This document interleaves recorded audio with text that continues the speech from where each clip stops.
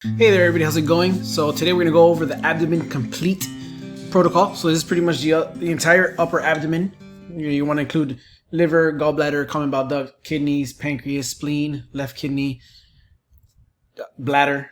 Some places require you to do the lower quadrants, make sure there's no bowel issues. But overall, typically speaking, it's an upper abdominal exam, all the internal viscera of the upper abdomen. So right off the bat, we'll start with the liver. Liver left, sag left. You can put liver longitudinal or liver sagittal, doesn't matter. All right. Then you angle more medially. You start to get the aorta. So there you got liver.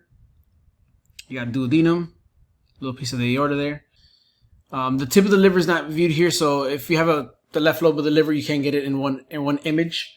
Oh, and usually we use the curvilinear array transducer for this exam.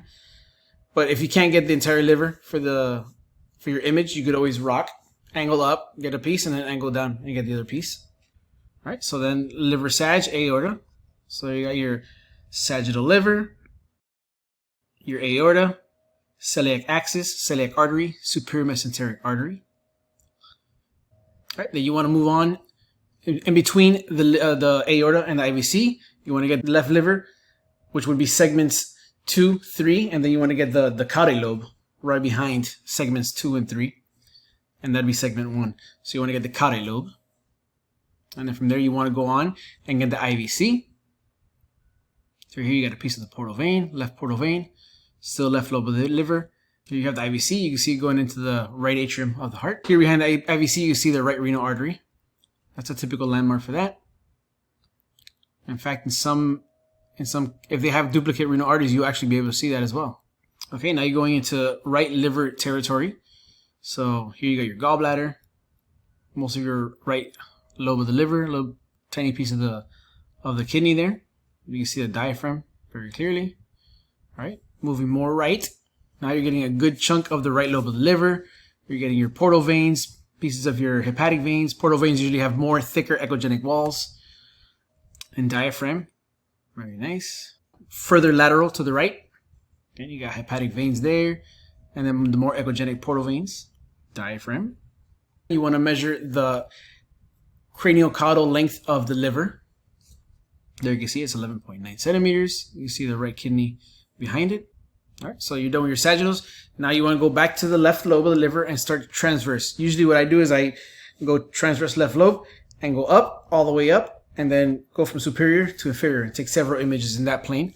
And then after I'm done, I'll go to the right lobe, and depending on the patient, I'll either go through the ribs. If I'm getting bad images there, I'll go under the ribs, angle up, have the patient take a deep breath, and go from superior to inferior. And then around right here, you'll be able to get the hepatic veins. So you'll see that now. So left lobe of the liver, transverse. Now here you got left and right lobe of the liver with the left and middle hepatic veins. Here in the front, you can see the rectus abdominis muscles and the subcutaneous fat. Again, middle hepatic vein. More inferior, you got the bifurcation of the portal vein. And then the intrahepatic IVC. Nice diaphragm. Ligamentum venosum with a caudate lobe. The diaphragm there. Further to the right, angling further down, you got your right portal vein. Diaphragm, further down, further inferior, shall I say. And then further inferior, here you got your right lobe of the liver, your right kidney, and your gallbladder. The depth in this image could be reduced a little bit, but it's still a good image. All right, so now you got your gallbladder and sagittal. So you're going to want to go around here. Everybody's a little different. Their gallbladders are not going to lie perfectly perpendicular to the floor. Some people's gallbladder is going to be this way. Some people's gallbladders are going to be S-shaped. So you're going to have to like angle. If you're sagittal or longitudinal on the gallbladder, you're not going to be like this. You might be like this. You might be up here angling down. You know, you'll find it with patient breathing, letting go of their breath, inspiration and expiration. You'll be able to find a good image. So there is a good, nice sagittal view of the gallbladder. You can see the fundus, the body, the neck with the portal vein right there. The portal triad. All right, and then in transverse, just like I said, the gallbladder is not perfectly, up and down organ. It can go. So now if you go transverse on the organ, this is not a true transverse image. That's the gallbladder in like longitudinal. I'll put pictures of it in transverse. So if you go transverse in the body and you're getting the angle of the gallbladder like that, you're going to want to go anti-radial to it until you get it into a perfect transverse circle. All right. And when you do that, you just want to do, fundus, body, and neck. All right. So here's a picture of the gallbladder and left lateral decubitus. Sometimes people have stones in the neck that might be hidden, and left lateral decubitus, if the stone is not stuck, it'll move. You'll be able to see it. Okay. You want to measure the wall of the gallbladder. The gallbladder wall is usually less than 3 millimeters. Now here's a transverse in left lateral decubitus. That's a perfect transverse. You want to get the gallbladder in a perfect circle. So in the CBD, here you got the porta hepatis going into the liver, and your CVD is going to be right above that. So it's going to be the portal vein, hepatic artery, and CBD. You put color Doppler, obviously, to differentiate between the hepatic artery and the portal vein. All right, take that picture, then measure. This one measures 0.2. They're typically going to be around 3 millimeters. Sometimes it can be 4. If you're young and your CBD is 8 millimeters, that's enlarged. I'll put the data for the CBD in the finished video. All right, there you got your portal triad again. Pretty image. Now you want to go back to the pancreas. So back again. So sagittal, all the way across. Transverse, all the way across. And then you're done with the liver and gallbladder and all that stuff. I usually do the gallbladder after the liver, after the pancreas, but the order, it really doesn't matter. Go back to epigastric and begin with the pancreas. There you can see the uncinate process. Head, neck, body, and tail. The tail of the pancreas is usually going to end by the spleen and the left kidney and the stomach. Back here you can see the vertebrae. Again, here you can see the gallbladder, and this is the ligamentum teres, which is a remnant of the umbilical vein as it goes into the portal vein, and then which would also be connected to the falciform ligament, which is the peritoneal projection on the outside of the liver. There you can see your superior mesenteric artery. Okay. Not a clear picture of the aorta. Usually behind the superior mesenteric artery is going to be the left renal vein that goes into the left kidney. This is your portal splenic confluence. So the splenic vein goes posterior to the pancreas until it unites with the portal vein, and then the SMV and IMV come from down and unite to make the portal vein. This is IVC over here, a little bit of gallbladder. So you want to take good pictures of pancreas, because if you don't, the radiologist might say pancreas not visualized. Just kidding, just kidding. Just kidding, radiologists. We love you guys. All right, put some nice color Doppler there to show the flow is going towards the liver, or hepatopedal.